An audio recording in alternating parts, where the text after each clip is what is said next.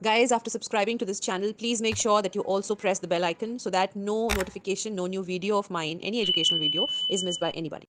All right. So good evening, everybody. I welcome one and all to this class. This is the last class on infections in pregnancy. And a couple of announcements I always like to make with every class that starts. The first announcement that I'd like to make is that my Telegram channel through which you join this class is a very, very important portal, not only to join the class, but a lot of things that I keep doing. So actually the interactive activity that I do currently is basically this class. It's a live class. So you have full liberty of participating in the class. It's a free class. It's not only meant for my, usual students, everybody and anybody. That means including the practicing gynecologist, to the students, first year, second year, third years, MS students, MD students, DNB and DGO students, of course. Those who are planning to give DNB exam, those students can also join at this particular time. That is 9 p.m. Usually I keep it on a Sunday, but due to certain reasons for some time, I've been keeping it either on a Monday, and most probably from henceforth, I'll be keeping it on Saturday, which is the favorite time of almost all my students. I had a poll earlier on, and I got to know that this is your pretty favorite time. Some of you, of course, will be always on duty. So there comes a second announcement that all those who miss these classes for whatever reasons, you're on duty or an emergency call, you can always see this class on the same Telegram portal. So it's not just important for the live classes. A lot of questions, a lot of queries that my students keep asking me, I usually post the answer on this platform so as to everybody can see the answer. All the queries usually that I see, if it's a personally asked question, I usually answer there. But if I feel that it's of importance to majority of the crowd, I usually put that guidelines or those study and that material or that answer here on the Telegram channel. The third important aspect of this Telegram channel is also the announcements, which are very, very important. Henceforth, there are a couple of changes which are going to be made in the course, considering the demands and requests of almost all my students, everywhere across India, who've got, a different set of requests about them. Some people want installments, which I've recently introduced. Some people want this validity to be changed, so that if they're closer to the exams, they want lesser validity with lesser price. I'm considering all your requests, all your demands, and I'm trying to incorporate them to make space for everybody, and I'm trying to make them everybody happy and satisfied, which is my main motto, that you learn better and you learn well at the most affordable price. So these announcements are going to be made on this channel of mine. So always stay in touch with this channel. Please do not, mute the notifications, unmute them, probably put them up on, the ringer, because I usually do not disturb by giving a lot of, announcements. Usually one announcement comes in the whole, maybe 2 to 3 days, and that's also a very important essential announcement. Otherwise, materials are added, which obviously you'll be alerted accordingly, but not a lot of disturbance comes through it. So always unmute the notifications for this channel. Okay, so I think by now we've got the kind of crowd that I needed for it, and at least we can start, then people can join in. So let me begin this class today, starting with malaria and pregnancy.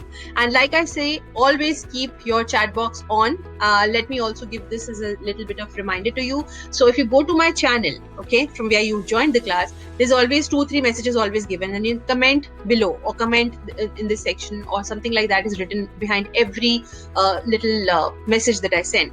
Once you click that, you automatically go to the chat area, and there you can type whatever you feel like whenever my questions are asked.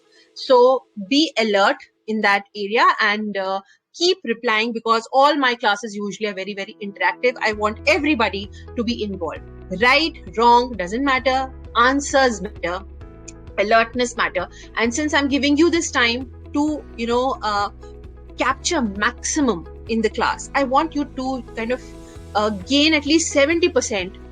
I want you to remember 70% of my lecture when you stop and finish the class.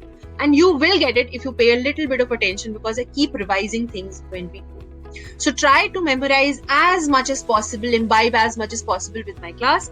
And by the end of the class, I'm sure that you'll be able to retain a lot, and it'll be lesser of an effort for you, which is my main, motive in order to give this class in the first place. So, malaria and pregnancy we start with. So you know it's a protozoal infection. It's caused by one of the 4 species. The species you know, Vivax is there, Ovale is there, malaria is there, and the notorious of all, falciparum is there. Okay. Out of 300 to 500 million people who are affected worldwide, about 2 million people are affected annually in India. Now, I again would like to stress upon this, that these these slides and everything I've tried to make from Foxy, and most of my recommendations and these guidelines will be taken up from Foxy, which is an Indian body, and certain, of course, the others are from ICOG as well. Why do I do that? Again, because Indian scenario, Indian species, Indian resources, everything is important when you make guidelines for a nation. We cannot blindly follow the Western world because our resourceful we are poor, population-wise we are more, geographical and demographic conditions are different in India. So obviously our guidelines have to be different from the European world. So we go mostly by the Indian guidelines and see how densely affected we people are.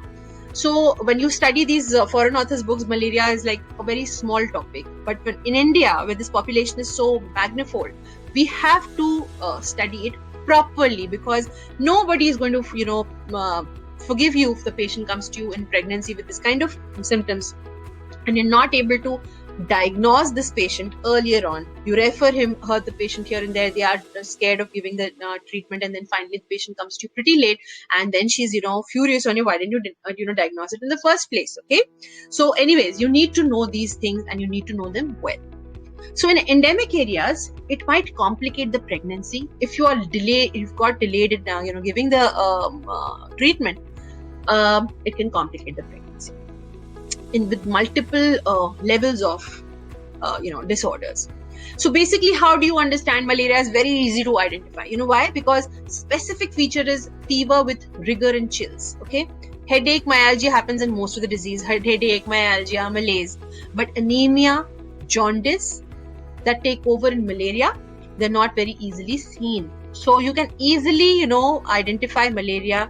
And malaria is one fever which will not respond to your usual regular antibiotics. So if the fever is not responding well, you either think of a viral disease or you think of malaria definitely, right? And then there is hepatomegaly, splenomegaly, you're already late in that case. Intravascular hemolysis and thrombocytopenia. And falciparum malaria is more dangerous, can even be life-threatening, because it's got so many complications, which you might have at least heard before. It causes cerebral meningitis, cerebral, if you might have heard, malaria. These are all complications of falciparum malaria. So it's very, very notorious. Otherwise, of course, the clinical features, they include fever with chills, rigor, very specific, it is, the patient is, you have to keep putting blankets over blankets. The patient is going to be, very actively agitated and shivering. So it's very, if anybody has seen the rigors of malarial fever, that person is not going to forget when she sees it again. So obviously malaise, myalgia, I spoke about it before. So it can cause renal failure, coma, death, even falciparum malaria. It's that notorious. Now we'll try to understand what are the effects of pregnancy on malaria course. That means, does pregnancy help in the propagation of malarial parasite? What? So one thing is for sure, that there is decreased immunity during pregnancy, right? So there are so many changes happening in cell-mediated immunity and humoral immunity. That means antibody production. Everything is a little towards the lower side. So there is decreased immunity here. At the same time, there is diversion of proteins from the immune system, basically for the growth of the baby. Okay. So all these things, they increase the parasitemia, and that increases with advancing pregnancy. So the attacks of fever, they are more frequent in the third trimester, okay, as compared to the first trimester. Placental infections, placental and fetal infections can also occur. But how many times have you heard about this being teratogenic? Never, right? So malaria affects the health of the mother, the health of the fetus, but we do not know about whether the teratogenic effects have ever been reported. So, well, these are basically the facts about malaria, and we're still about effects of malaria on pregnancy. So the red cells become more rigid, they become more sticky, they cause blockage of microcirculation. This is basically the pathogenesis of malaria. So malarial parasite, how it acts.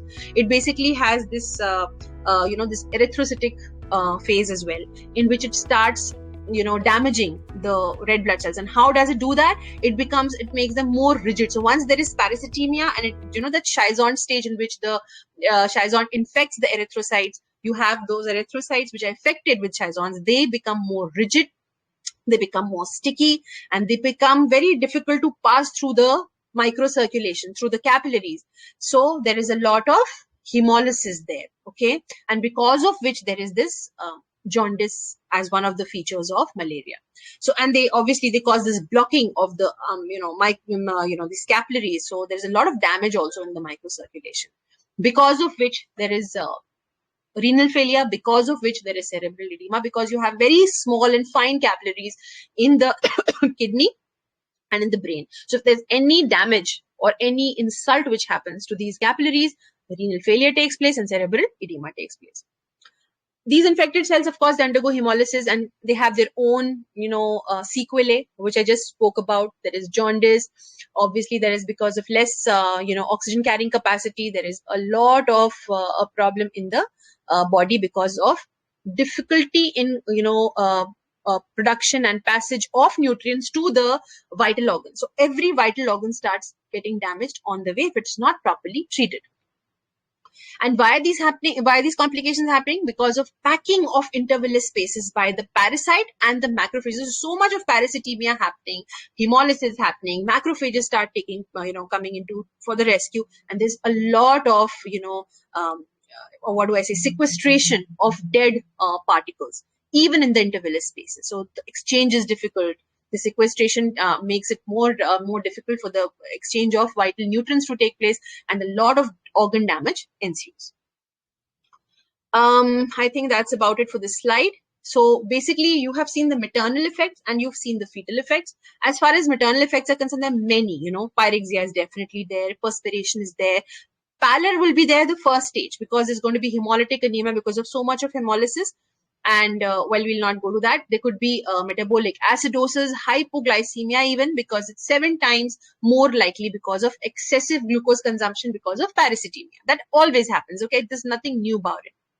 That's why we insist on taking regular meals to the patient, no matter how the patient is getting agitated, doesn't want to take anything. But there's so much of hypoglycemia that ensues. Now, just imagine a patient who's pregnant. In that patient, when such a thing happens, the effects are multiplied. Jaundice, I just spoke to you. Renal failure, we spoke about. Splenomegaly, hepatomegaly, because finally all the sequestration is taking place where? It is taking place in one of these, these organs. So finally, the organs are also affected at one point or the other. And what are the fetal effects? So there is, always, like what happens is in case of any parasitemia, there is increased risk of miscarriage, right? Preterm delivery. Always remember this, whether it's written in the book or not, but if we're talking about any, infection, we've been through so many infections by now, okay? You've been with me through this entire journey of so many infections we did up to now. And you've seen that unless there are known teratogenic effect of any particular disease, you can at least write down these 3-4 things, which are risk of miscarriage, preterm delivery, PROM, and fetal growth restriction. You can easily write them down. So fetal anemia, congenital malaria, apart from these are specific for malaria. Otherwise, you can always write down those things which I just spoke.